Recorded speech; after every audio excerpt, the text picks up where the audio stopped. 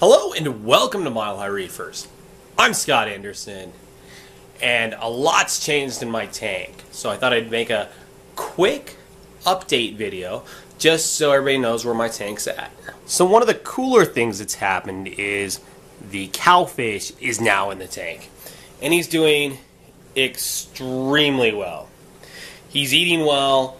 He'll actually get in there and fight with the tangs for pieces of nori. He'll swim right in and eat the LRS food. No issues. He's doing great. He hasn't nibbled at a coral. He hasn't touched a clam. He hasn't even touched the little feather duster worms that are in the tank. So far, he is doing fantastic and proven himself to be very reef safe. One of the problems I've always had in this tank was insufficient water flow. I had a Jibo WP-40 in the tank, and I had two smaller JBJ pumps in the tank. And it just wasn't enough flow. My leather on the bottom wasn't happy. It just wasn't enough to do what needed done for this tank. So the other day, my Jibo WP-40 started messing up. It would stop and then not restart.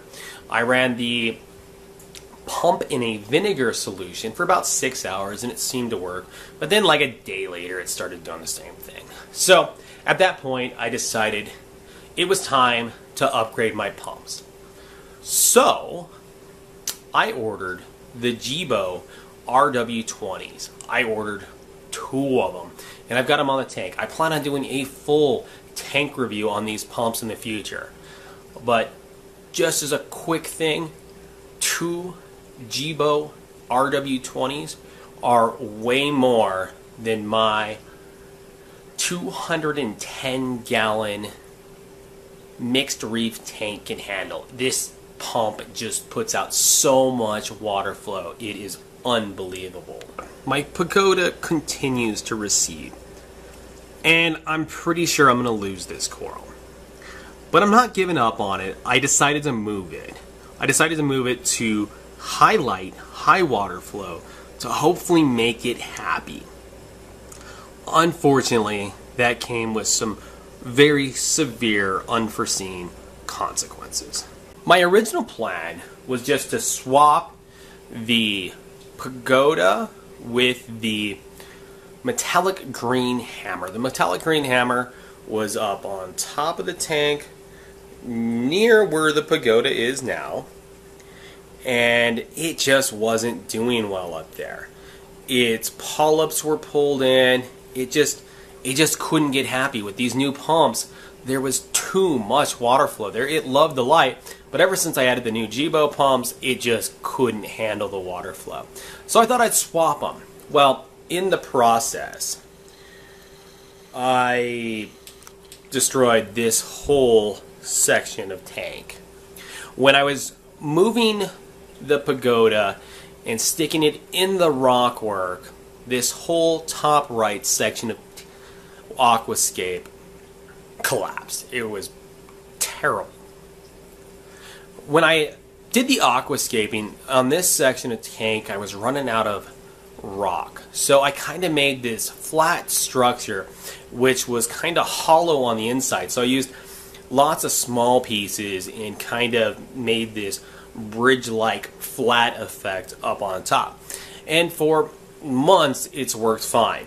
It worked fine until I tried to stick a pagoda in there and have it stand up on that rockwork. At that point, the whole rockwork collapsed. And instead of trying to put it all back together, I decided I had a better idea. I had this large piece of live rock just hanging out in my sump.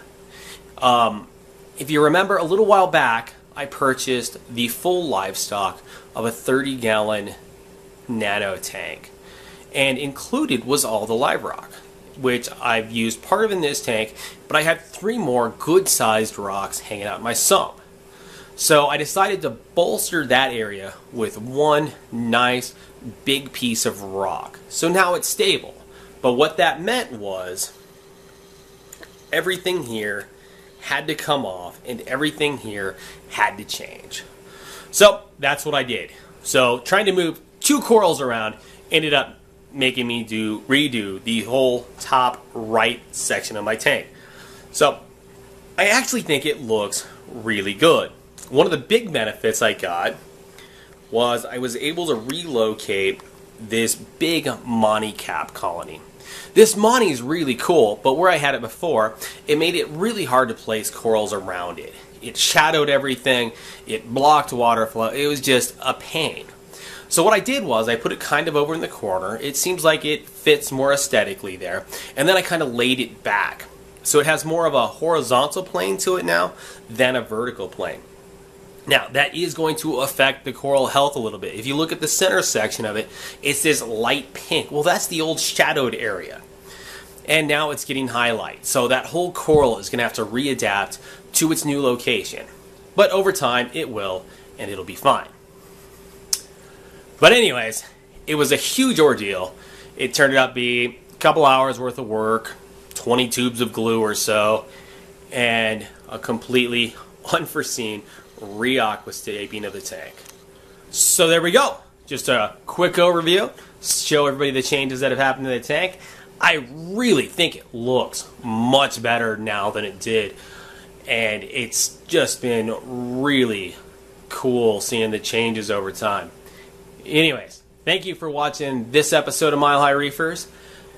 If you haven't subscribed yet, I strongly recommend you do. If you like my channel or this video, please hit the thumbs up button, and I'll see you on the next one.